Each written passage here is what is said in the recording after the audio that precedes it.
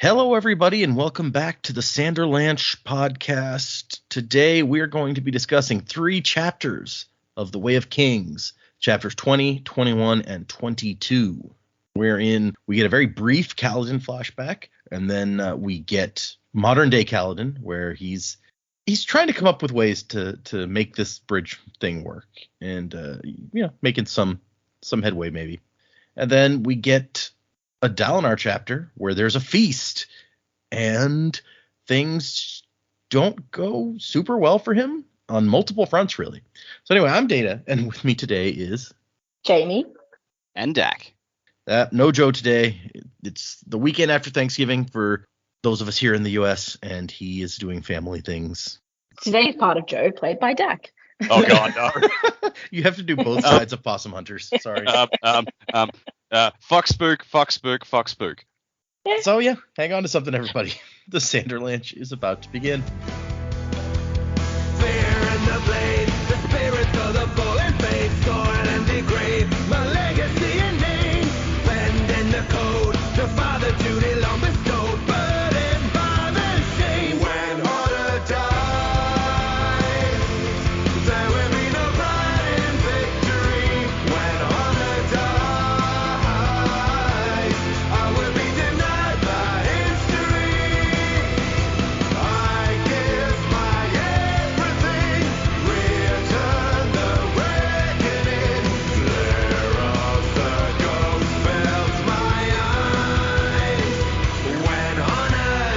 So yeah, just Jaymee and Dac with us today, but we will get some discussion on these 3 chapters. What did you all think of our 3 new chapters?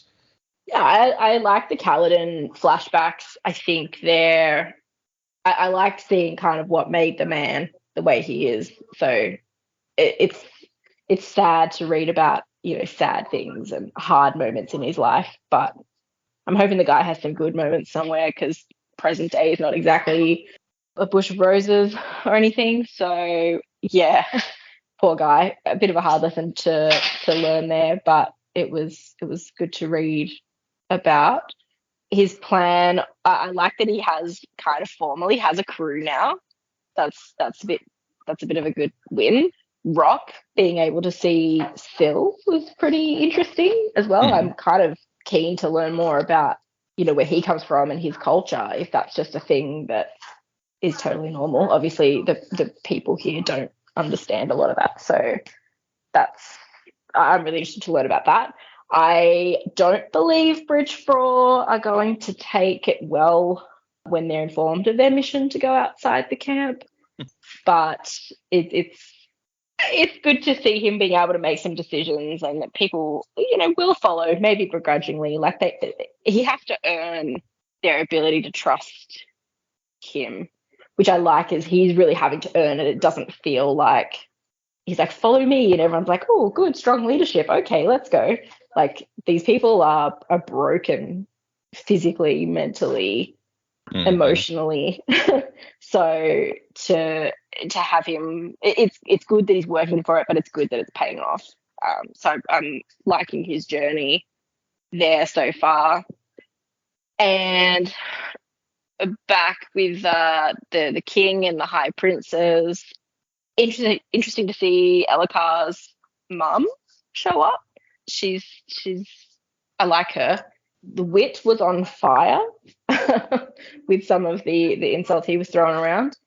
I was thinking about it. I'm like, there's a lot of chatter going on. There's not really a lot happening. And then the revelation at the end that Sadeas was going to be, was it the leader of information or whatever his title is? I was like, oh man, dude, you just had this conversation about why this couldn't happen, and he explained himself, but I was like, man, that doesn't look good. Like, this is very, very bad for Dalinar. It's not looking good there, but we'll see what happens there. Yeah. Okay. Yeah, that's I tend to agree with you on at least the Kaladin section, or the flashbacks, because I find it really interesting to see like these little glimpses into his history and how he ended up where he is, more or less. And you have to wonder, if we're going to keep getting Kaladin flashbacks, like, where does it, like, how far forward in time do we go? There's all sorts of interesting possibilities. Yeah, I mean, obviously not really being able to comprehend how big like the Stormlight Archive stories are going to get. I would expect to kind of see up to the decision where he joined the army versus continuing down the path of a surgeon. We've got to see something about how he gets there, and there's clearly something going on with him from the he was the lucky one in Amaram's army as well, and whatever's happening there is happening here. There does seem to be something about him or Syl or a combination thereof that makes them somewhat lucky there. It does seem to be a truth to it. So I don't know whether there's something in his past that contributes to that or not, but yeah, I would expect at least go up to before he joined the army. And that actually leads into the other thing I was going to say is you noted about how Rock can see Syl as well. So there's, I guess, if anyone had considered that maybe Kaladin has just gone crazy and is talking to someone who's not there all the time, that seems to confirm that no, Syl is really there, unless Rock is also insane, I suppose. Yeah, I don't think Kaladin's crazy. Not at all. Not in that way, at least. He's a little... I mean, a bit nuts, but not losing his mind. But, and yes, we talked previously about wanting to, I think it was Dac who was like, man, I hope we see this Elokar's mom, this Navani person show up. And so here she is. Didn't take too long at all. Yeah. I like her, I think. Well, First impressions? Yeah. Right. Who would have thought that Dalinar would have such conflicted feelings about her? That is a whole different thing. I didn't really see that coming. And I thought it was interesting when he made the note of, it's like my wife's face is gone. I can't remember. And yet her I see so clearly. Mm-hmm. Yeah. Okay. Interesting. Indeed. Yeah, I agree. You can quote me on that. We're going to put that on the front page. From Jaymee. Yeah. Yeah, these are fun chapters. Yeah, every flashback Kaladin gets, I'm just like, man, your life has just been the worst. And you're still trying to do your best. I take my hat off to you, sir, because fucking hell, I don't know if I could have stood for everything you went through. Yeah, the idea of trying to save someone's life on the surgery table and not being able to. That's one of the reasons I never became a doctor. Yeah. One of many reasons, really. Yeah, I was thinking the same thing. So many reasons. Yeah, but yeah, that was utterly heartbreaking. So I can see, yeah, just the fact that he keeps getting back up and trying to do the right thing was full on.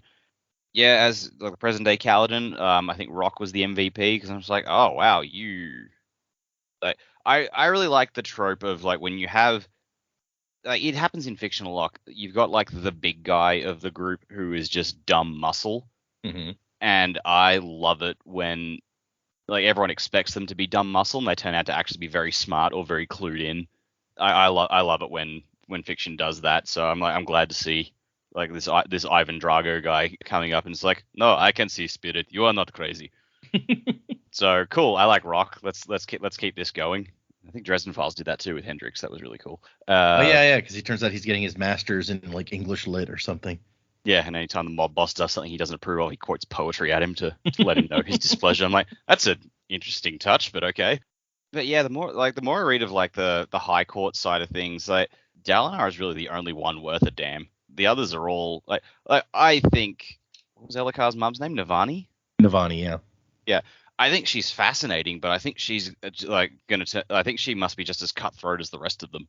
Just from Dalinar's obviously a biased viewpoint to be getting that, so we'll see if that's true. But just from the description we got of her, she seems like she's not quite a Lady Macbeth type, but not probably came from the same school.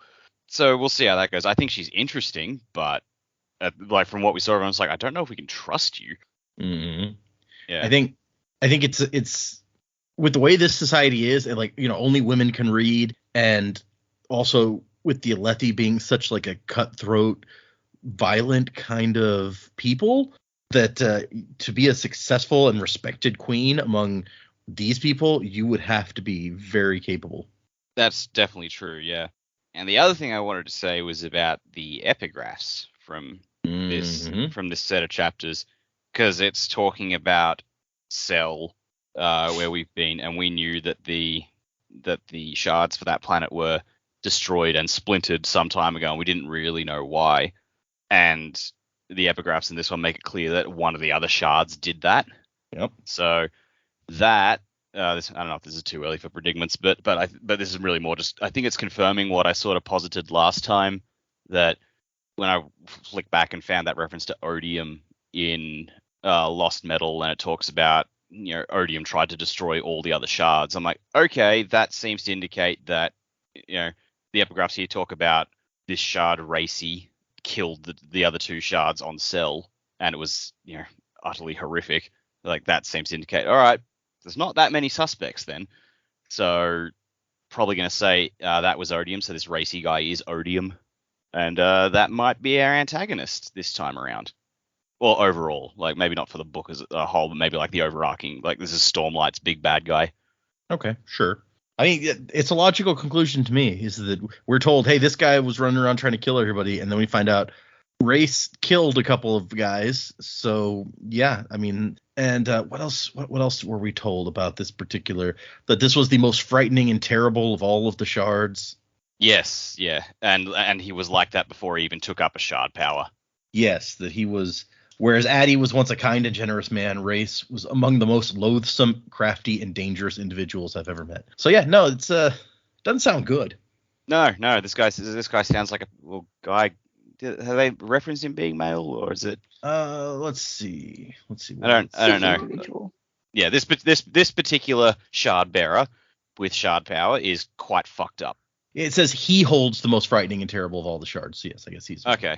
Has there ever been instances of a shard power like affecting the gender of the bearer, or is it just like, the not that we've seen, but we don't know that much about the bearers. We know about Sazed, who was always like, he wasn't even confident himself about his masculinity because of the eunuch thing.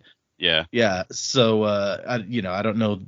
I think they still refer to Harmony as a he. So I don't know that we know any of the other bearers, like, personally at this point. At least not that we know of. It could be somebody that we've seen but didn't know. Yeah, really, the only, like, of all the shards we've seen, the only one confirmed as female was Autonomy. Bavadin. Bavadin, yeah. Yep.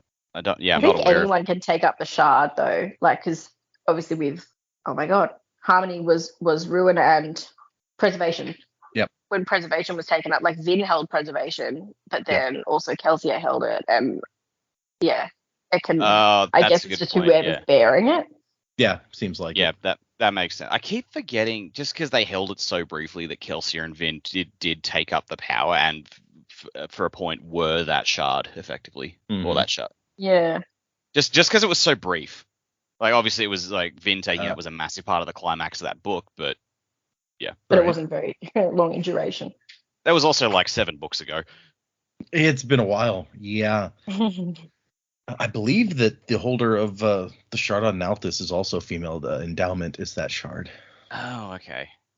But yeah, so no, that's you've got some interesting points. I kind of assumed that would be a theory at this point after these epigraphs. So glad to see that I can predict you guys at least a little bit.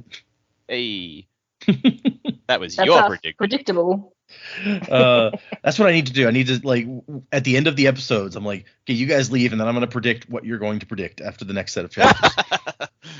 You have to do that as Patreon content, because I do sometimes listen to the episodes. Okay, yeah, no, that's fair.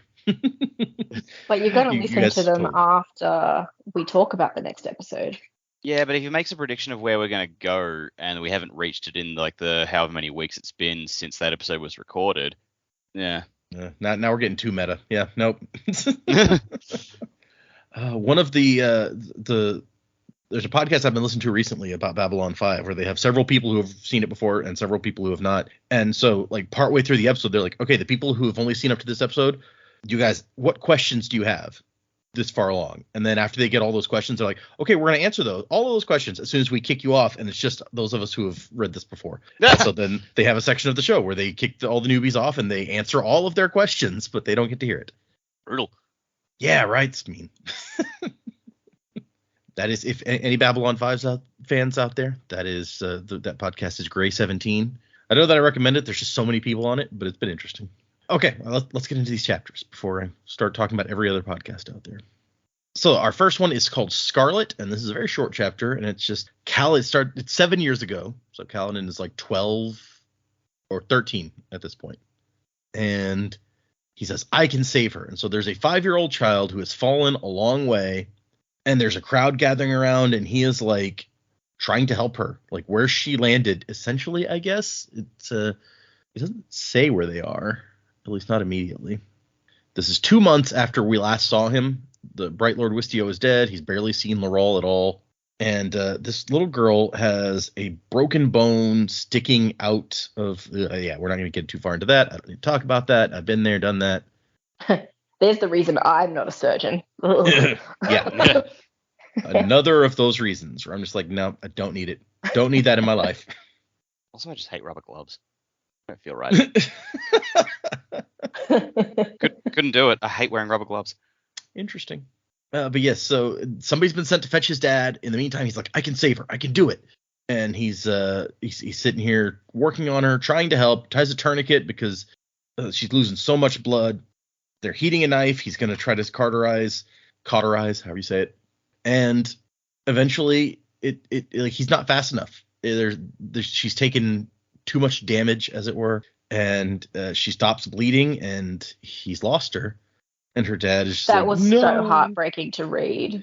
Yeah. That was hard. Like, he thought he'd done it. He was like, yep, the bleeding stopped it. Oh, wait, hang on. No, she stopped everywhere. Like, oh. Yep. And he's so young as well, like way younger than you'd think anyone would start learning any of this stuff. But obviously that's their trade and that's what they're going to learn. But you're too young. Oh, poor guy. And then you get the end of this little section where the father just pushes him aside and is holding the child and screaming. And it's like, okay, yeah, that's. And so an hour later, he's sitting on the steps in front of the surgery room just crying. And his dad comes out and is like, I inspected your work, son, which is a very clinical, detached way of saying that in this case. And Kaladin's beating himself up for being unable to save her. And his dad's like, you did a good job. I'm proud of you. He's like, what are you talking about? I failed. His dad is like on the level of Dalinar. It's like, all right, you are a bright spot in this, frankly, quite disturbing society. I mean, given what we've seen of at least the higher ups in this society, and some of what we've seen in this town, you have a fair point, is that they're not real nice, like generous of spirit type people. And his dad is like, his dad believes in healing people. He thinks that, just murdering people, it's kind of a gray area with wars, but he's just like, look, I don't believe in killing.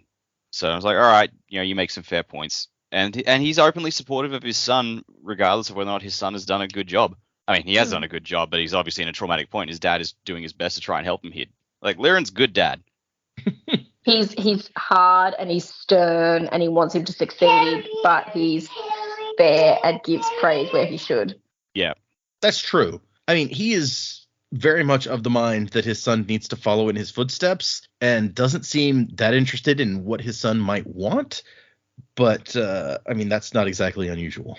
Yeah, like he's not a perfect guy, but he's trying. He is generally trying to be a good guy, and like in a lot of things, he is succeeding. So yeah, and he's like, look, I've known men who've practiced for hours and hours and still froze when confronted by a wounded person. It's harder when it takes you by surprise. You did not freeze. You went to her, administered help, and you did it well. And Kaladin's like, I don't want to be a surgeon. I'm terrible at it. And he's like, look. This happens. You couldn't have done more than you did. That little body lost too much blood too quickly. You have to learn when to care and when to let go. You'll see. I had the same problems when I was younger. You'll grow calluses. And Cal's like thinking, and that's supposed to be a good thing? Like not caring? And then the chapter ends. In the distance, Harl continued to wail. Harl's the dad. So that's sad. Oh, yeah. And after that short chapter, we get to chapter 21, Why Men Lie, which is referencing a very kind of weird and meta conversation that Kaladin and Syl have in this. But so to remind everyone, our last section of epigraphs was like, the writer is like, let me explain why I'm so concerned. Addy was a great man. Look what happened to him. Race was terrible. And and it's like, this is why we should be worried about Race. And then we cut to this one, which is, One need only look at the aftermath of his brief visit to Cell to see proof of what I say. So you're like, oh, Cell, we've been there. And he visited there, huh? Well, what a guy. Vacation, maybe? Who knows? Murder vacation. Murdercation. Yeah. Get that trending. Yeah. And so it's the day after we last saw Kaladin, where he saved these men who were going to be left for dead out on the plateau. And he's like, oh, I don't want to wake up. I don't want to wake up, but I better wake up. Been there, man. Although for him, it's because he's so sore after the ridiculous amount of working out he did the previous day. But when he gets up, he notices that like the men are watching. He's like, oh, they were waiting to see if I'd get up, huh? All right. And he checks the injured people. Leighton still alive, amazingly, he says. So he was kind of surprised, but good. And Hobber is like, oh my gosh, thank you for saving me. And he tells him that you'll be fine, but you won't be able to walk on your leg for a few weeks. So I'll bring you some food. And he's like, oh, thank you. And then we've got David, who has just been sitting there staring, maybe all night. And Hopper's like, oh, geez, he hasn't. It's like he hasn't moved all night. Gives me the chills, it does. And Hopper thinks he's been hit on the head, and Calvin's like, no, it's battle shock. It'll wear off. And then thinks, I hope. And he's thinking about how he needs some antiseptic to keep these wounds from getting infected, but he can't afford it. And he thinks Stormwinds take that apothecary, and then he feels bad. He's like, oh, it's not his fault. What's he supposed to do? Just give this shit away for free? He goes back and he gets the plank from the day before, and he's like, okay, time to work out some more. Which, yeah, geez. I mean, that's kind of the point, is you have to do that kind of stuff every day to build up that muscle, but it's hard for me. That's why I've never been able to get a good workout routine going regularly, because I'm just like, that motivation is tough, especially when you had a day like he had. Yep, I could go and run around with my plank for 4 hours, or I could not do that. And Syl pops over to be like, hey, they're talking about you. Some think you're crazy, just like that guy who sits on the floor and stares. They say battle stress broke your mind. And Kaladin's like, huh, I hadn't thought of that. Maybe it's true. And then they have a discussion about, like, what is crazy? He's like, oh, yeah, that's when men don't think right. She's like, men never think right. Which, I mean, she's got a point, but... Well, that comes down to define right. Well... Yeah. Well, and that's what they get into. It's like, when he says when everybody does things one way and one person does something differently, basically, that's the crazy person. She's like, so you all vote on what makes you crazy? It's like, okay, well, no, not exactly. Even I laughed at me when I created this cross-species maternifuge, but I guess I showed myself. I like the idea that we can all sit there and just vote on who's nuts. Yeah. Yep. You've lost it. Everyone who agrees, say aye. Aye. Can you imagine the work meetings? It's like, I can. Right, we need HR involved in everything. I fear I would be the crazy one in that instance. Just all the bosses get voted out, and then the employees are like, this is the life. Yep. But yes, so and then we start talking about lying. Why do people lie? And he's like, I mean, there's lots of reasons. Is it madness? I don't know. Everybody does it. So maybe you're all a little mad? And he's like, yeah, maybe. Is that an Alice in Wonderland reference? I mean, it sounds kind of like it, right? Yeah. And then with the king's uncle, everybody says he never lies, Syl says. And Calvin's like, oh, yeah, the Blackthorn. Well, he's a light eye, so that means he lies. They're all the same. They look good on the outside, but they're corrupt on the inside. And then he thinks, storm you, Amaram, you did this to me. Open for that flashback. Well, if Jaymee's right and we go up to, like, him joining the army, we may not get that flashback. But also, like, I think we need to go back. Like, Syl seems to know a lot about Dalinar. You know, she says, oh, everyone says he never lies. And, like, your bridgemen even talk about it sometimes. That suggests that she's heard other people, not his bridgemen, talking about it. So she must hear about him a lot. So that's got the old wheel spinning up top. Apparently rumors are flying around about him being crazy, but it doesn't seem like that's the kind of thing that she would have heard and then thought good things about him. So who knows? Well, yeah, it's like the rumors are that he's crazy or he's having visions and stuff, and she translates to he never lies. But even back in his little village, like, Cal had heard of the Blackthorn, so I guess, he's a popular subject. Yeah, but Syl's not a person, so... Yeah, that's fair. I mean, she is a person. She's not a human. Sorry, I need to clarify that. She's getting her information from humans, though. Well, I guess we don't know that for sure. That's a fair point. She could be talking to like other Windspren or whatever. Although they're supposedly not real smart. Yeah, I have thoughts, but I'll save them for the end of the episode. Okay. And she's like, it seems like I've heard men talk about times when there were no lies. He's like, oh yeah, those are stories about the heraldic epochs.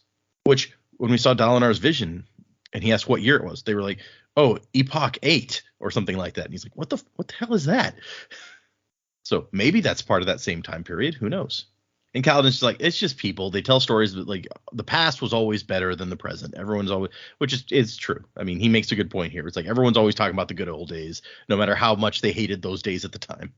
You're always happy to remember all the good stuff that you don't have anymore, but you're not going to reflect on the bad times, that's for sure. And so he says, the stories prove it. What happened to the heralds? They abandoned us. What happened to the Knights Radiant? They fell and became tarnished. What happened to the Epoch kingdoms? They crashed when the church tried to seize power. You can't trust anyone with power. And she's like, well, what do you do then? Have no leaders? It's like, are you a communist, Kaladin? He's like, no. You give the power to the Light Eyes and let it corrupt them, and then just stay as far away as possible. That's okay. That's an idea, I guess. How's that working out for you? Honestly, sounds a bit jaded. 2 shreds, you say? Sounds like, Kaladin, once you get out of this, you go to the Pure Lake and you hide on the Pure Lake, buddy. That sounds like a great place for you. Yeah, nobody will bother you out there. Yeah. And I like he does note when people are looking at him, he's like, you know what? Talking to you probably doesn't help my reputation for being crazy. And I love her response. I'll do my best to stop being so interesting. And here comes fucking Gary. Ugh, this guy. And, okay, I want to note that at the beginning of their conversation, he says, I've news for you. So he's got news for Kaladin. Okay. So Bright Lord Lamoral, who was mentioned previously, I believe, as being in charge of the bridge crews. He's the Light Eyes who's in charge of the whole deal. He heard what you did, bringing those wounded back, and he went to High Prince Sadeas and asked to have you strung up, which we've heard about that punishment before, where they string you up during a high storm for the Storm Father to judge you. And Sadeas refused to let him do it. And Colin's like, oh, what? Did I misjudge Sadeas? That's awesome. But no, wait, this has to be part of his act. And it turns out that what Sadeas said was, don't give them food or pay while they can't work, and that'll show everyone else why bridgemen have to be left behind, by making them die a slow death. And Kaladin's like, that Kremlin. And Gaz is like, dude, shut up. That's the High Prince you're talking about. I'm not affiliated with him. Yeah, I don't know him. And then Kaladin says, thank you for bringing me this news. And Gaz goes, news? I was sent to give you orders. And I'm like, what? You started out with, I have news for you. You can't spin it around now. Yeah, I mean, Gazer is just a fuckwit, so like, he'll, yeah. Well, are we shocked really that he's like, hey, I'm in charge here? That's fair. Kaladin just could put out his other eye, and he seems like this problem might be solved. I mean, he's had to threat. He's like, look, I'll just kill you, and then we'll both be finished with this. And Gaz, avoid that. Leave him alive so he can still do the job, but just he's only got one eye, so if we take the other, and it's like, yeah, now you need to rely on me so you can see. Try me, buddy. I don't know that they would let him keep his job if he had no eyes. I don't know how nice this society is to the disabled. That's a good point. Yeah, they do seem to hate a lot of people for no reason. Yeah, you're not wrong. I mean, I absolutely believe that if they can't work, therefore if you can't see and you can't run, you're not going to last long. They'll probably just walk you off the honor chasm or something. Yep, just put him in the chull feed and we'll move on. Yeah, maybe. Maybe they can figure out how to get you to run a bridge, even if you can't see. Wow, wouldn't that be irony if Gaz ends up in a bridge crew somehow? That would be fun. You don't want that. That's like a guard going to prison. It's not going to go well for you. I guess, yeah. But yeah, he says, don't try to get extra food at the mess hall for your wounded. You will be refused. And he takes off. And then Kaladin's just like, oh, geez. Like, they don't starve us, but they don't give us enough that I can split it between myself and 3 other people. So he goes up to some of the men in his bridge crew. And he's like, yeah, Gaz says that the wounded can't have food or pay. And some of them are like, yeah, pretty much that's what they expected. And so he's like, we can show them. If we pool our resources, we can get food and medicine for the wounded, and we'll prove to everyone that, like, we're worth something. And all the other guys are like, yeah, right. They walk off. Anytime he's tried to bring up something, it's always this Moash guy who is the first one to say, get fucked. Yeah. You're absolutely right. Like, what's this guy's problem? Is this because Kaladin punched him that one time? It probably. I feel like that's half of it, right? Yeah. Okay. And so as they start to laugh at him and walk away, he's like, next time it could be you. What are you going to do when you're the one who needs to be healed? And Moash goes, I'll die out on the field quickly rather than back here over a week's time. Which, I don't know how quickly it's going to be if they leave you out there because you have an arrow in your leg and you can't walk back. Like, you'll have to, like, die of dehydration after a couple. Like, that's pretty horrifying. Yeah. I guess maybe you could crawl yourself over and throw yourself off the cliff, but into the chasm. And so everybody leaves except for Rock.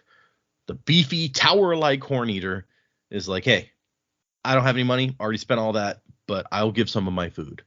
But only for the guy with the arrow in his leg. He could get better. The other one, he will die, is certain. And I have no pity for man who sits there not doing anything. If he dies, he dies. Is human condition. We got something. Like, Rock is willing to contribute. Yeah. Again, he's not a perfect character, but he does have a heart. Yeah, more so than any of these other guys. Although what he says is, I owe you because you took my place out there, and if you hadn't done that, I'd be dead. And Kaladin's like, dude, I was standing there, and I'm not dead. You would have been fine. And Rock's like, no. Something's weird about you. Everyone can see it. I looked at the bridge where you were. Arrows hit all around you, beside your head, never hit you. And Kaladin's like, it's just luck. He's like, no. Is no such thing as luck. Besides, there is Mafaliki who always follows you, and then points at Syl or bows to Syl. Just how fucking casually he just throws out there. It's like, yeah, I've been able to see her the whole time. Hi there. And they're both just like, fucking what? Yeah, like Kaladin's like, wait, you can see her? And Syl is also like, wait, what? And he's like, yeah, I am Ala Iku.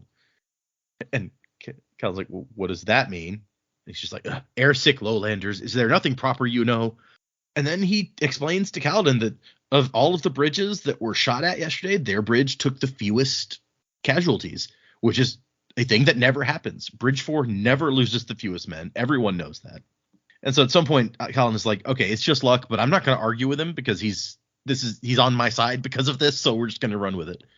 And so he has to figure out something, some way to do something about this. And then he gets the idea.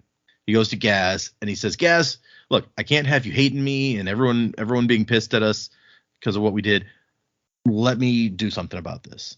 And so he offers to trade their current duty, which I think we discover is washing pots or something.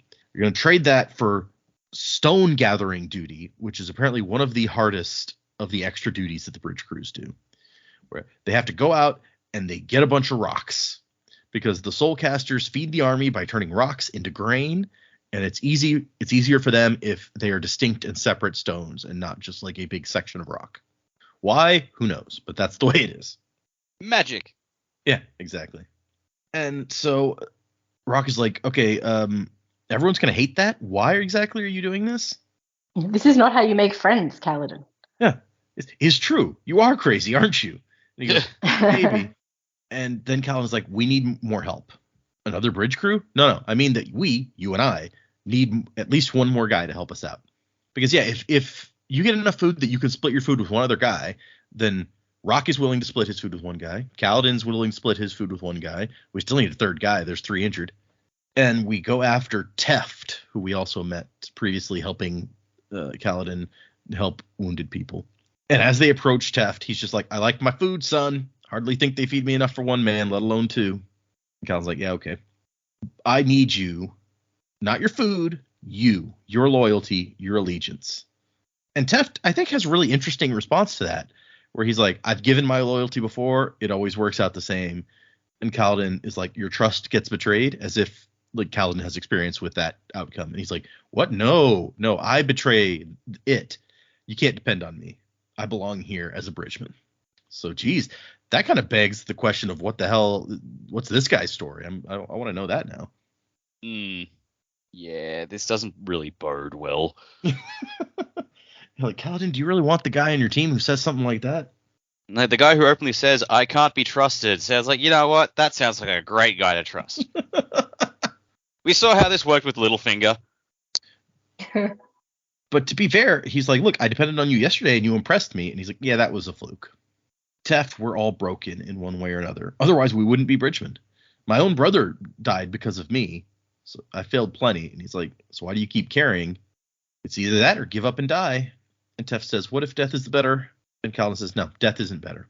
It's easy to say that, but, And Teft is just like, yeah, okay. And that's when, he's in. I get to keep my food? And Kaladin says, yeah. He's like, all right, I'm in then. And Teft and Rock introduce themselves to each other, and Kaladin realizes, oh, right, until I forced them all to tell me their names, nobody knew anybody's name. And Teft's like, what kind of name is Rock? And Rock says, is a stupid one, but at least it has meaning. Does your name mean anything? And he's like, oh, okay. Rock is not my real name. It's just what lowlanders can pronounce. Well, what's your real name? You won't be able to say it. And then we find out that his real name is, anyone want to try it? Numu Huku Makiaki Aya Lunamore. Which Rock isn't even in there. How the fuck to get Rock out of that? That's pretty good. You're right that, Rock isn't short for that we can tell. But, I mean, we don't know what language that is. Maybe that literally means rock. I'm not going to try it because I don't have it in front of me. But I was listening to the audiobook for these chapters. And, all I could think of was the humu, whatever is the Hawaiian thing? The fish? Yes. Yep. Yeah. And I was like, oh, it's like that. And then he said what he said. And I was like, yeah, cool. We're going to call you Rock. Yeah, that makes a lot more sense. See, I know that fish because it was it appears in an episode of Star Trek The Next Generation on a computer screen. And then I used to play the Star Trek customizable card game, and it had a card with that fish on it that said that name of the fish, which is, let me see if I can remember. It's Humu Humu Nuku Nuku Uapua A is the name of the fish. And so that sticks in my head because of that card from the card game that I played. But yeah, it's whatever okay. Rock's that is language. Exactly that was exactly what I was thinking of. And I'm like, that's just your name now. It is very similar. So yeah, whatever Rock's language is, it reminds me of I guess what Native Hawaiian sounds like. I don't know that many words from Hawaiian, but yeah. So you were thinking of him as Russian, but now I'm thinking of him as a big Samoan guy. I mean, that works too. Let me see. I've done this wearing a t-shirt that says, I was once one of the Once War Warriors. The name is Numuhuku Makiaki Ayalunamore. There you go. That'll prove to all of you out there I can do it. It's fine. I've been thinking of him as Ivan Drago all this time. Turns out he's actually more like Korg. Hey, bro. You better not give that guy your food. I'll give him my food, eh? Okay, yeah, no. I mean, it fits with the name Rock. You're right, it does. Wow. Now I'm gonna imagine him like that, and it's y'all's fault. It's not cool. Our bridge leader has a plan. Something glorious and daring. Has something to do with spending our afternoon moving stones in the heat. And Kaladin says, we need to gather a certain kind of plant or reed that grows in small patches outside camp. Which, hey, we've heard about the reeds that he saw out there in a previous chapter. Need some sap. Yep. See, he was told that each one gives you just one drop of this stuff. But I guess you get enough of them. That's a lot of drops. And that brings us to, I didn't even realize until I looked at the title of our last chapter, Eyes, Hands, or Spheres, which is about a wit joke, a rather crude joke that Wit makes at some point. He doesn't hold back. Yeah, this guy. So the epilogue, the epigraph rather here is, in case you've turned a blind eye to that disaster, referring to Race's visit to Cell, know that Aona and Sky are both dead, and that which they held has been splintered, presumably to prevent anyone from rising up to challenge Race.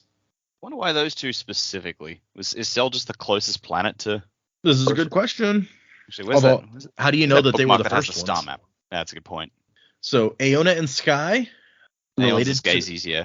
Yeah, there you go. We have Aeons or Seons on the one side, and the Skaze or Skaze, however you say it, on the other. So there we go. Easy to tell how these two names fit in with what we saw on Cell. So I don't had we heard their names before? I don't believe so. Okay, Seems so the first time that we hear who the holders of Devotion and Dominion were, but apparently they are dead, so who cares? We cut back to Dalinar 2 days after the vision that we saw in the High Storm, and they're heading for the King's feasting basin. That sounds dirty. Yeah, I know, right? Well, it's a very odd setup from the way it's described, but we'll get there, I guess. It just sounds unhygienic. I just imagining the king and all the high princes eating out of a trough. A trough, right? Exactly, like a bunch of pigs. And Adolin has been to 3 more leather workers, and everyone has a different opinion. Everyone says it was cut, but like how worn out it was beforehand, how natural or unnatural the cut is, we don't know. And Dalinar says, okay, well, that's all the evidence we have that even hints about something weird. I'll talk to Elhokar and see if there's any other leads he'd like us to run down. So the king has his feast outdoors at the foot of the palace hill. The feast basin had been flooded, turning it into a shallow artificial lake, like the pure lake, he says. I don't love that they redirected a river to do this. It just seems really ignorant of the area. Yeah. Oh, cool guys. They don't care. They just want their meals to look cool, I guess, which, yeah, that's not not great. Nope. And so, yeah, they have circular raised dining platforms, like little islands in the water. And you have to be, only certain people are cool enough to visit certain islands. Like the king has his own island that you can only visit if you're invited or if you're like a high prince or whatever. Sometimes little boats sail past bearing infused gemstones. So it's very dramatic looking. It's like a lot of, noble-born wankery. And so as part of the codes, Dalinar says to his kids, 1 cup of blue. After that, keep to the orange. And Adolin's like, oh, come on. Nope, you're going to stick to the codes. So whatever that means, blue and orange. That whole thing about not getting drunk in a potential war situation. Yeah, I mean, that seems like the only thing that in the codes that we saw that could apply, right? Yeah. I took it as you could have 1 drink and then that's it. Yeah. And, Dalinar has very personal reasons for adhering to that one. Yeah, right. I mean, honestly, we don't know how regular it was for him to be super drunk at parties. Maybe that was an exception and now he's fighting against it. Or maybe he was an alcoholic and he's recovering and he's like, yeah, let's keep away from too much drinking. Like it could be that or anywhere in between those 2 extremes. Man, if he's a recovering alcoholic, the fact that he's even saying to his sons, you can have 1 is a hell of a step because, I mean, I don't know many recovering alcoholics, but I know there's like a lot of them are just like no booze around me at all for fear of a relapse. Could be difficult in this society. I don't know. True. I thought that like Gavilar and Dalinar were both following the codes. I know Dalinar sort of took them a little bit more seriously after he died, but I thought he was kind of already following the codes at that point. They seem to both be really interested in it. I'm surprised that he was completely wasted the night that Gavilar was killed. Well, we know that he says the last thing his brother said to him were like, follow the codes tonight. There's something strange on the winds or whatever. And I think we get the impression in that chapter that Dalinar's like, yeah, back then I didn't really think, I thought the codes were kind of dumb. So yeah. I feel like the impression we've gotten is it's since his death. Yeah, okay.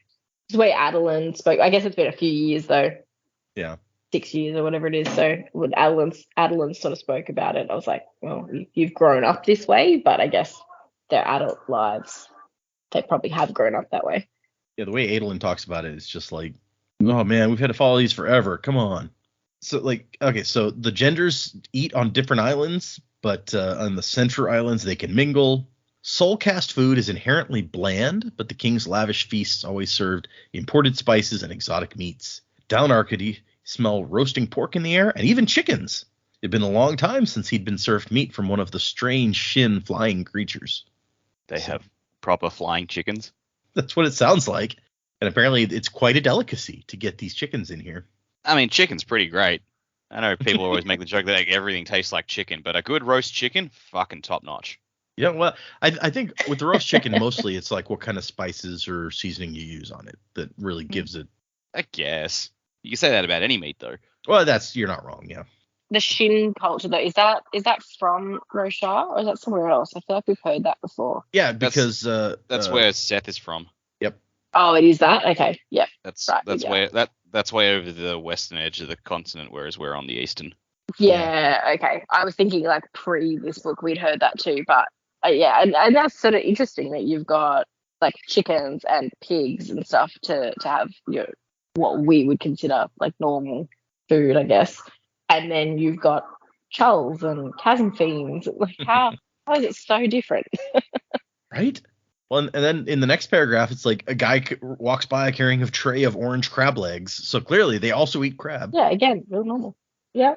Surf and turf, baby. Yes, he goes to the King's Island, where you have to be fancy to be able to eat on the King's Island. And at the end of the bridge to the King's Island is Wit, actually dressed as a Light Eye should, in a stiff black uniform, silver sword at his waist. And Wit is sitting on a tall stool, insulting everyone who walks by. Some of the insults are hilarious. Some of them are, I think, less so. But I love the fact that later in the chapter, like Dalinar was like, he must have stolen that stool.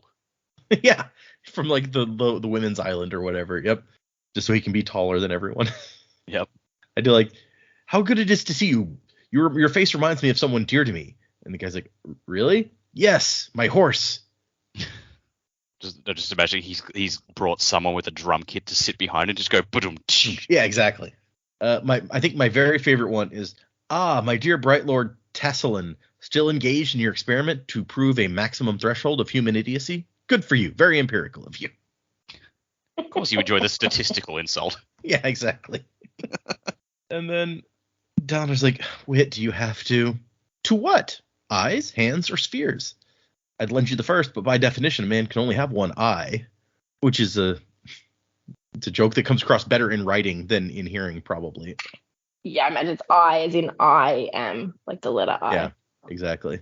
Yeah, that's right. This is the audiobook, so. Yeah, but I figured out you've got one eye, okay, because it's I, not Yeah. E-Y-E. Yeah.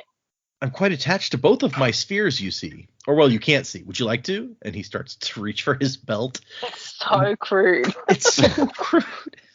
And Dalinar's like, oh my gosh. And he even says, like, I'm sorry, this lot brings out the basest humor in me. Does seem like, considering the first time we met Wit in this book, Dalinar was like, fuck this guy. They seem to be getting along a bit better here. I think Wit actually generally likes Dalinar and is trying to be amiable to him. I mean, he never insults Dalinar. Yeah. No, that's right. He nodded to Dalinar and sort of skipped over him and went on his way about insulting people. But even Dalinar's hostility isn't quite as much. I know he said earlier, it's like, maybe he's not as bad as I thought, but it seems right. like, considering how hostile he was at the start, this is still like a hell of a leap. Yeah, I agree. But here he's like, hey, you know what? I see a fine man in you. And he's like, yes, he tasted quite delicious, Dalinar. Speak of your fears at the mirror a few times when you get home tonight. There are rumors about. Did you really speak of abandoning the Vengeance Pact? Dalinar's like, but that was just between me and the king. Well, he must have spoken to it of it to others. This lot are cowards, and no doubt that makes them feel like experts on the subject, for they've certainly been calling you that a great deal lately. And then he says, Stormfather. No, I'm Wit, but I understand how easy a mistake that is to make. And then Dalinar gets, like, despite Dalinar being upset, he gets in some insults of his own. He's like, oh, because you blow so much air, or because you make so much noise? And Wit just eats it up. He's like, hey, that was fucking good, man. Yeah, this is great. I wonder if because he's technically insulting people by proxy for the king, right? So if you insult Wit, are you insulting the king? Is that why nobody else does it? Could be. But then if you kill Wit, are you killing the king? Is that why you can't do it publicly? Well, you can. You just have to forfeit your lands and titles. Yeah. My second favorite one of the section is where he's like, oh man, if you continue to make my job this easy, I fear my mind shall become as dull as Bright Lord Tumul's. Oh, Bright Lord Tumul, how unexpected it is to see you standing there. And then two people come by and he's like, okay, I'm not going to insult you this once because of your recent wedding, but I really kind of want to because that hat you're wearing. I like where he's talking about Bright Lord Tumul, like, and he's like, oh, I didn't mean to insult your stupidity. It's spectacular and worthy of praise. I'm like, all right, I like that one. Yep. And then Lady Navani. How long have you been back at the plains, and how did I not notice the smell? So even the king's mother is not immune to insults. Maybe that's another reason why I'm just like, I don't know if we can trust him. Like, Wit doesn't insult Dalinar, and he seems to have a soft spot for Renarin, but Navani, even she's just like, nah, man, you're not safe from Wit. He throws some friendly insults at Adolin as well, and but Adolin more like takes them in stride. It seems like when we saw him before. Which I think Navani also does here, where she just like retaliates immediately. Like, obviously, your own stench overpowered mine. That's true. And then he makes a stupid crack about no assassins. I've got too much ass sass of my own. Which, yeah, that one was a stretch. She even says, like, I thought that kind of humor was beneath you. And that's when he points, like, everyone, so are you technically, because he's up on top of his high stool.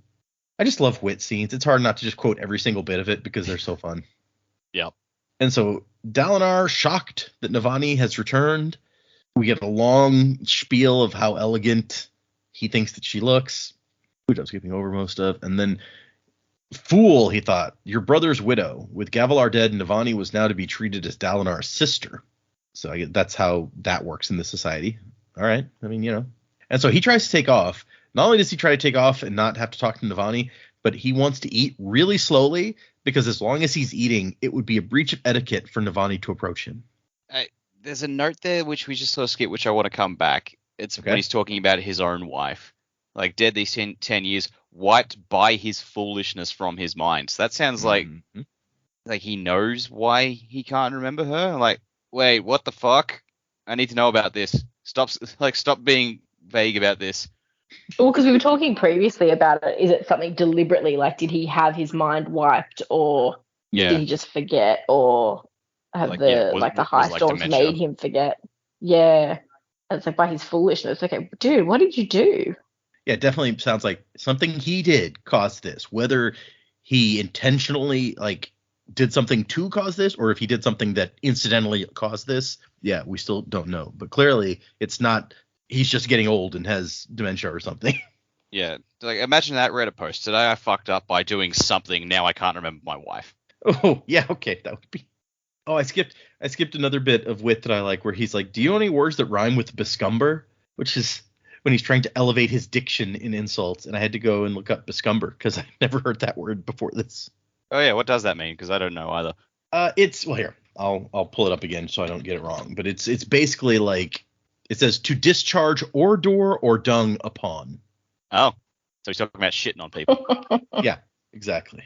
Well, I guess he is up high, and let's not pursue that any further. Well, and then after that, I had to look up the word ordure because I was like, well, what is that? And the definition that comes up for ordure is excrement or dung. And I'm like, well, why did the previous definition say ordure or dung? Like, I don't. What makes this dung so special? It needs a different name. Anyway, so yes, that's. So if you ever want to elevate your diction when insulting people, there you go, audience, bescumber. So the food is real good, we find out. The food at Elhokar's parties is always great. He's up there. Sadeas is like having a conversation with him. Sadeas has the king's ear. That's what you want. And we see High Prince Royan, which Dalinar thinks is the first of the High Princes he's going to approach and try to convince to work with him. So that's still to come. He's still making plans. He looks over and sees Navani, who has pulled out a device. It says that we find out, before that, we find out that women's food is different. He says that he tried, as a boy, he secretly tried women's food once out of curiosity and found it distastefully sweet. So women and men get separate food prepared for them, and the women get sweet food, and the men get, I guess, more spiced food based on what we were hearing about, like him saying the king always has like spiced meats and things. They're poor cooks. They're constantly having to prepare 2 separate meals. Yeah, right. And you gotta make sure that each meal makes it to the right side of the room. The poor white stuff. Jesus. But she pulls out a device. It says about the size of a fist with a large infused ruby at the center. It has leg-like protrusions, vaguely crustacean. And he thinks I've never. Yeah, right. Exactly. Well, what else would they make it like? Yeah, right. I've never seen a fabrial like that before. Navani was a renowned artifabrian. Perhaps this device was. And then she catches him looking at her, and he's like, oh, damn it. And then here comes Adolin saying, Father, have you heard what they're saying? I've fought 3 duels so far against men who describe you and our house as cowards. They're saying you asked the king to abandon the Vengeance Pact. And he's just like, yeah, I really thought Elhokar would have the sense to keep that to himself, but apparently not. And then he explains to Adolin, like, what actually happened, where, yes, I started this way, and then I kind of changed to let's actually win this war. And Adolin's like, oh. Okay. And Dalinar's like, what, really? That's it? I mean, you asked me to trust you. Besides, like, hitting our enemy harder, that's a tactic I can get behind. Let's do that. And Dalinar establishes, like, if it's going to work, we have to get the High Princes working together.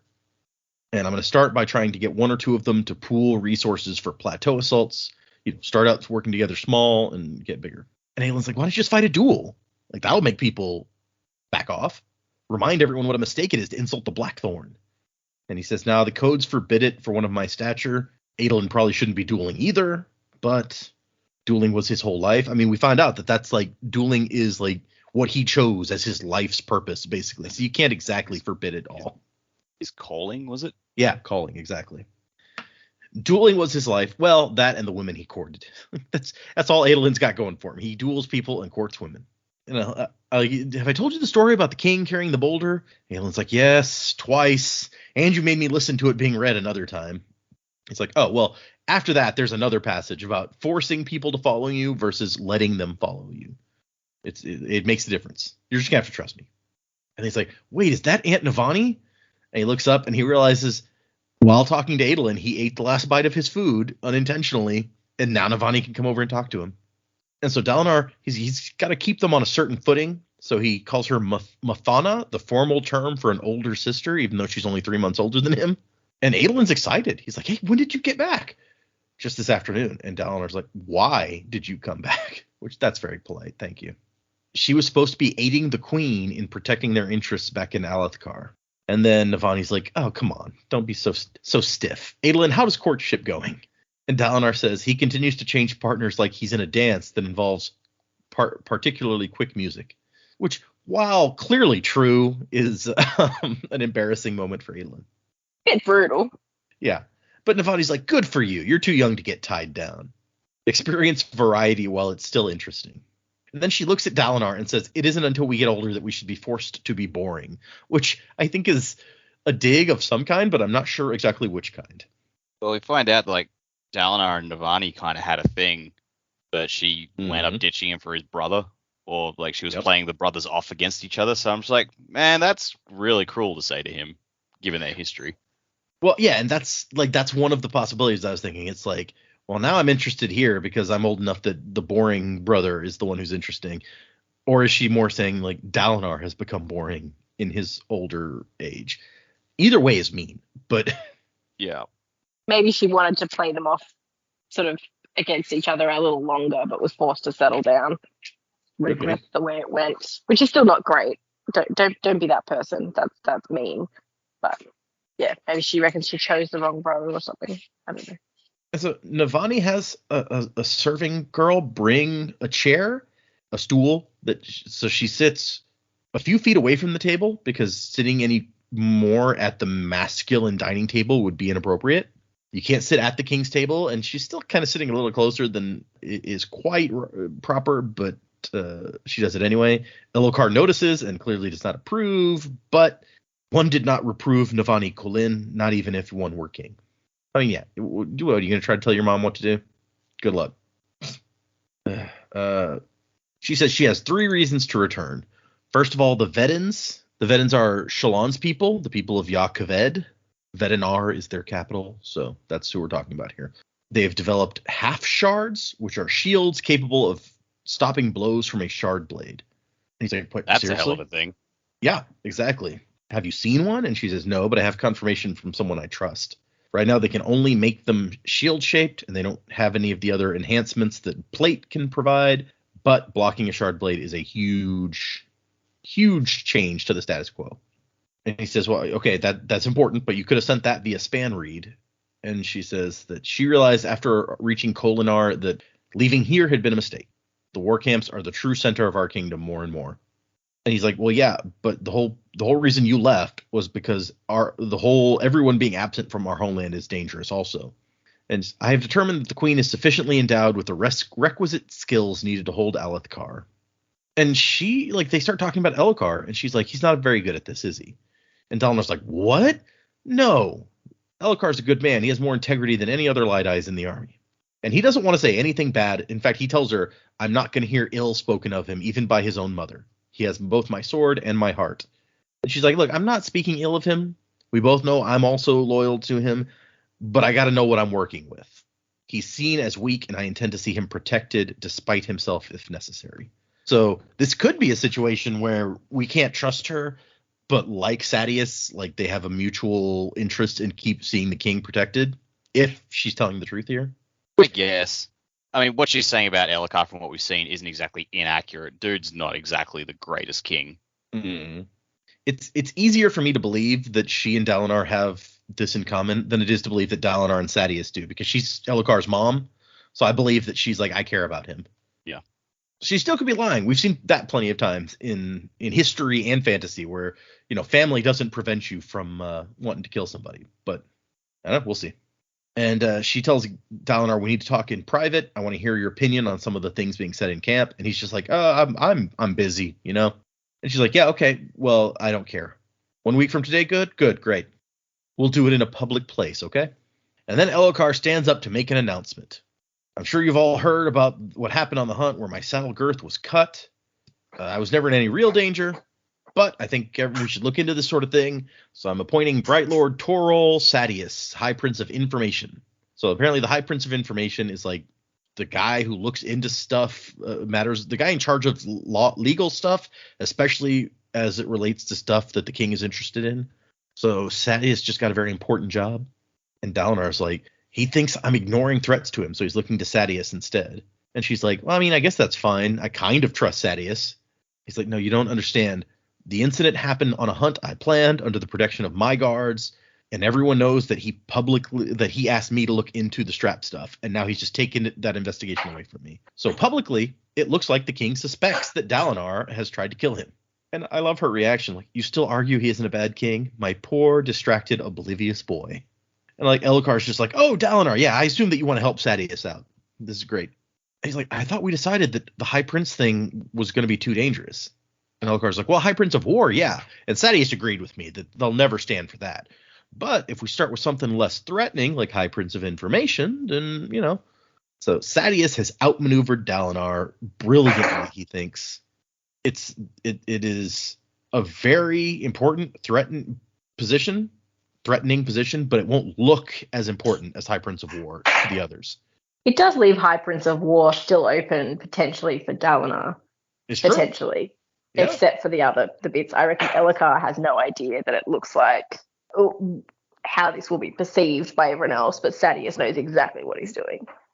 Yeah, and Dalinar is worried that Sadeas may have found a way to take him out of the game, basically, because Elhokar's like, you'll be vindicated in telling me that I'm not in as much danger as I think I am. And Dalinar's like, vindicated? Yeah, somehow I don't think that's gonna happen. Yeah, Elhokar's pretty clueless. And so, yeah, that's the end of our chapters. We are now, according to my Kindle, 34% of the way through the book, so we've just passed the 1/3 mark. I don't know if that's encouraging or discouraging to people at this point, but there you go. It is the big book. what can I say? They're all big books. Yep, you are not. You are not wrong. We like our thick books here. As we've said before. Haven't done it in a while, but let's just reminder, thick books. We had a post on our Facebook, I feel like not that long ago, about it. But yeah, anyway, so predicaments. What do you guys think? Now we've seen some interesting developments. The king's mom is back. Sadeas is High Prince of Information. Kaladin has a plan to get some disinfectant. So what do you guys think? Where are things going? What's going to happen? Oh boy, what's going to happen next? I reckon the strap was cut for Elhokar's horse, his saddle, and I reckon Sadeas is behind it. Ooh. He now can sort of get Dalinar out of the way a little bit, especially in terms of investigation and information. If you were actually behind the assassination attempt, then this is exactly where you'd want to be, right? Pretty much the right-hand man controlling the information going to the king. We've kind of been in the do we trust him, don't we trust him camp, but this move, at the end of the day, I think sort of proves that he is out for himself there. Maybe, yes, he was also at the hunt as well, so he might not have organized it or anything like that, but perhaps it's orchestrated to look like it was all organized by Dalinar's men, and Sadeas was just there, a witness, saw it happen. I don't know. I don't trust him anymore. Not that I super trusted him to begin with. I think he's in it for himself, not necessarily in it for the good of the king or the kingdom. The hard bit now is that Dalinar is going to be getting this whole trust Sadeas message, which I don't. That's going to be very hard to do. So not sure how that's going to go down. I think maybe Syl's been around a little bit before. So we know there's something else going on with Kaladin. Syl seems to know a lot about other people. Maybe Syl has had some kind of interactions with Dalinar in the past. Like she seems to know Kaladin like pretty well and seems to have been around Kaladin for a while, but maybe it's not her first time like that. Like she's not just a windspren. Maybe there's some other people. So I think Syl's information base might become quite useful. I don't know. I still think that somehow Kaladin and Dalinar's lines are going to have to cross somewhere. And I can't quite tell what's going to be the catalyst to bring them together. I thought maybe the bridge crews might do it, but he's in Sadeas's army, so that doesn't appear to be working out for anyone. Sadeas is pretty much like, that's your position. You stay there. I'm not looking after your sick people, because he's just a swell guy. He's not done very much to win my favour this week, but I don't know how they're going to get together. I'm sort of hoping that Syl is involved or knows something more about what's happening to Dalinar that brings them together. I don't really know how it's going to work out, but kind of all I've got really this week. Clutching at straws. So one thing you said got me a little bit curious. So you're like, maybe she's not just a windspren. So then what? Like what are the other options that you're thinking? Well, I don't know, because the windsprens seem to be like a little bit mischievous and kind of go away and all that sort of stuff. And the fact that like Rock knows who she is, like it seems to be quite familiar with it. Like is he like everyone else can see windspren and things. What's different about Syl? Yeah, I don't know. I don't know enough about the other magical creatures and spren and yeah, the laws that go with different cultures, and I don't know. It's really hard one to answer at the moment. Okay. Some kind of spirit, like guide or something. I don't know. We know that she can't remember kind of what came before, really, other than, at least according to her, she has like just some vague impressions from before she started like talking to Kaladin, more or less. So maybe like some of the ideas she have about Dalinar came from before that, and that's why it doesn't seem like solid. Like I heard this there, but yeah, okay, no, you have some interesting thoughts. Yeah, I think she's got something to do with the good luck thing, even if Kaladin couldn't necessarily see her before. I think she's probably made an impression on Kaladin's life at some point, and I don't know whether it's you're almost like sussing out if a person is worthy or something. I don't know. We'll come back to this in a few weeks, or maybe a few books, depending on on how fast we get information. How things go. Yeah. All right. Sounds like a plan to me. Okay, so both mine I got two predictions, both sort of revolve around Dalinar this time. First off, like the visions that Dalinar's getting, like he's taking them to mean he needs to trust Sadeas, but they never say trust Sadeas. They're all saying stuff like trust the system. And here, Sadeas's manipulations have brought the ministry system back, which is ultimately what Dalinar wanted, but it made his immediate position unstable. So I think what Dalinar needs to learn how to do is he needs to manipulate Sadeas into doing what Dalinar wants him to do and play the political game. So make himself appear politically weak, which is where he basically already is, because people think, that people are saying, he's tried to get rid of the Vengeance Pact. He's going crazy. He's having these visions. So Dalinar needs to sort of exploit that and get Sadeas to do what he wants him to do, while making Sadeas think it'll make like Dalinar's position even weaker. So yeah, ultimately it's going to come down to he has to sacrifice his positioning to get the system as a whole back on track. Effectively, he's going to need to martyr himself politically in order to unite them. So it sucks for him, but that seems to be what the visions are driving at, I think. So that's prediction number one. Prediction number two is about Dalinar and Syl. So I think that they are both affected by the storms. like Dalinar's getting his visions from there, and Syl is growing, and she's had conversations with Kaladin. It's like, I don't know why I'm changing, what's going on with me. I shouldn't be having these thoughts and ideas. This isn't right. So I think that she is somehow affected by the storms and is getting, I don't know, stronger or whatever word you want to use as a result of those. But because the both of them are affected by the storms, they're sort of tapped into the shard power that's in the storms. And so that's why Syl knows so much about Dalinar and talks about him and has heard stuff about him, because they're both connected to the shard power in that way. Interesting. Okay, so it's like a conduit that they're both connected to, and so they can feel each other to some extent, although we haven't heard him reference something like her. But he's got other things on his mind. He does. He has some very serious vision things happening. Yeah, he might not even realize it. It might just be a subconscious thing, because her mind operates differently. She's able to put it all together much more cohesively. But yeah, I think they'll link some way through the storms, and the fact they're both being affected by the shard power within. If they're connected to each other through the storm, could the visions be coming from her? Maybe. Does she realize she's sending them? Maybe not. Who knows? Yeah, it's a whole lot of metaphysical shit going on through this, and I don't have the intelligence to unpack it all properly, but that's where I think it's all headed.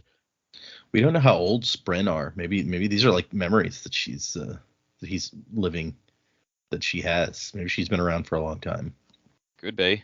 Or maybe Spren have a life cycle of like 2 years and she's not going to live long. Who knows? I mean, maybe, but like also, you know, like what happens to Spren? Do they die, or do they become part of some other shard abuse power? Like it could be she was once a shard blade. I don't know. Interesting. That'd be funny. Like the power that makes her made up. Okay, yeah. Yeah, maybe a shard blade got broken, created a whole bunch of random Spren, and she just happened to be one of them or something. I don't know. It's like how we're all made from star stuff. Yeah. Yeah, okay. I'm following. Sorry, in that discussion, something random occurred to me. So we've got Syl suffering from not being able to remember anything or much of anything from before a certain point. We have Dalinar, who also very conspicuously has missing memories. Something to do with shard power. Could that be related to the shard or to each other in some way? Could be. I mean, Dalinar's one, as we talked about, seems like a specific act did his. Mm-hmm. So was there a specific act that did Syl's as well? So who knows? Maybe Need more information. Maybe Syl is Dalinar's missing memories manifest into her. Oh shit! I thought you were about to say maybe Syl is Dalinar's wife. No, I wasn't going to say wife, but maybe the memories of the wife. Interesting. Yeah. Okay. I like that. That could be cool. Yeah. So for Dalinar to get his memories back, he needs to eat Syl. Well, there's a prediction. Yeah, that's okay. That's going straight to the volcano. And you thought chickens were going to be the weirdest thing that got eaten in this place. Oh my gosh. I mean, to be fair, I feel like if Spren are so omnipresent on this planet, surely someone out there has tried to eat them so far. We don't know if you can like even catch one. Like I don't think we've seen, like, let alone cook one. I mean, we saw some that are like the flame spren dance around as like little sparks in a fire. I don't know that you could cook a flame spren. You get, like the next Kaladin flashback is going to be Lirin dealing with some member of the town who's like his family had brought him in because he's gone crazy. And it's like all he does is just chase Spren around and try and eat him. What can we do, Doc? We can't even see them. Like we don't. Like, is he actually trying to eat them, or is he just trying to eat things he can see that no one else can? Like, well, you know, could be either, really.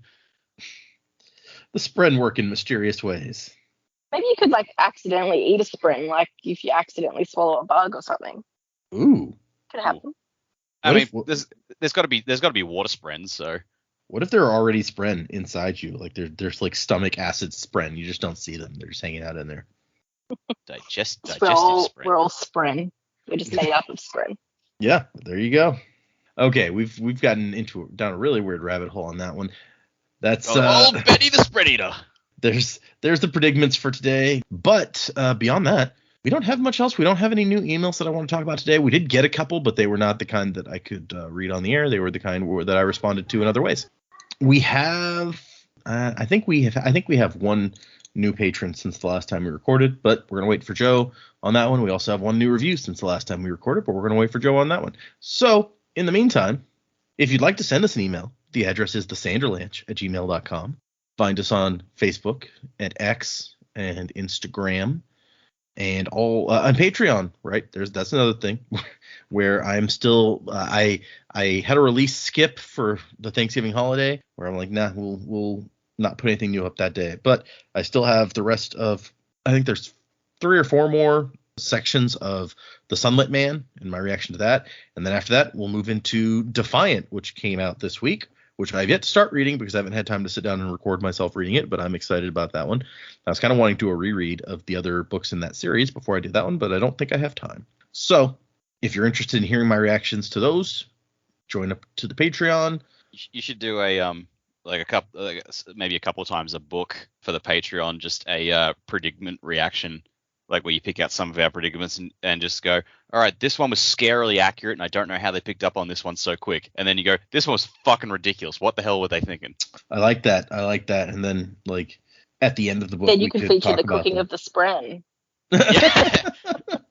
Oh, man, that's a great title for a short story. The cooking of the spren. Interesting. It's very Hannibal Lecter, I feel like. Since we know one of them at least that seems completely sentient, so I feel bad about eating them. I mean, not that I want to eat them, but if rot spren are sentient, then I do not ever want to go near this planet. I don't want to meet the rot spren for sure if they're sentient. Yeah, no, that's a good point. They don't sound nice. I mean, even if they're not sentient, I don't want to meet the rot spren. Yeah, that's true. Fair. Yeah, fair point. Fucking rot spren. For next time, we're going to read 3 more chapters. That'll be 23, 24, and 25 for those following along. I saw a discussion in Discord today of people who were like, following along. I tried to do it with the Stormlight book, and I'm already on the 3rd Stormlight book. So that shows how I succeeded at that. So it's tougher than people get. Like, people are like mad respect for Dac and Jaymee and Joe for being able to do this, because I can't do it. This shit not easy. So yeah, if you're out there, if you're managing to follow along, kudos to you. Others cannot manage it. Music by Miracle of Sound. 3 chapters for next time. And wasn't to the time of next. Colo? P.S. Fashion. Cravat.